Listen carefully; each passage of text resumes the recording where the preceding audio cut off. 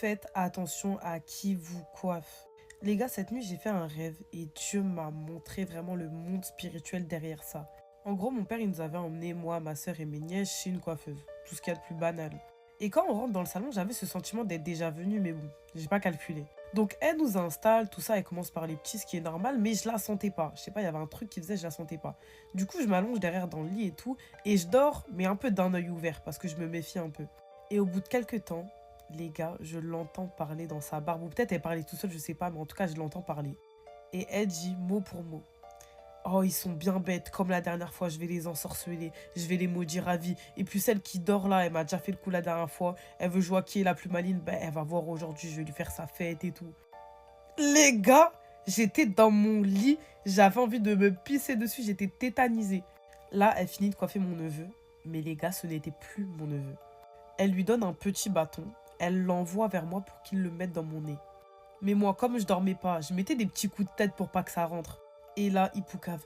Ouais, elle dort pas, elle dort pas, elle dort pas. La coiffeuse arrive devant moi avec un plus gros bâton, elle me regarde, elle me dit mot pour mot. Ce bâton, il va rentrer dans ton nez. Et pour savoir si ça a vraiment marché, c'est soit on t'enchaîne et on t'accroche, soit on te possède.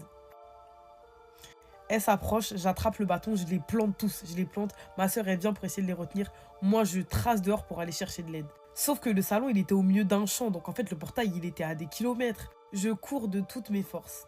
Les gars, je me retourne. Je vois la coiffeuse, elle se transforme. En fait, c'était pas la coiffeuse. Elle se transforme, les gars, elle prend 6 mètres.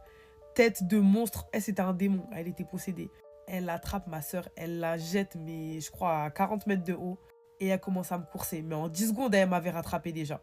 Et quand elle m'attrape, je me réveille.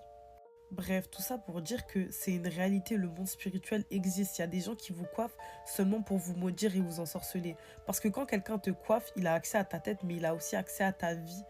Ne laissez pas votre tête à n'importe qui. Personnellement, c'est pour ça que je vais pas à Château d'eau. Genre, c'est pas un stéréotype et tout et tout.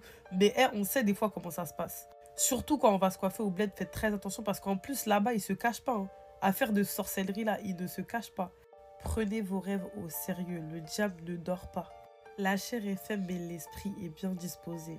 Avant de dormir, priez, invoquez le nom de Jésus et réclamez des armes spirituelles. Afin que même si votre corps dort, votre esprit, lui, ne dort pas. La Bible dit le diable rôde comme un lion rugissant cherchant qui dévorer. Et c'est souvent dans vos rêves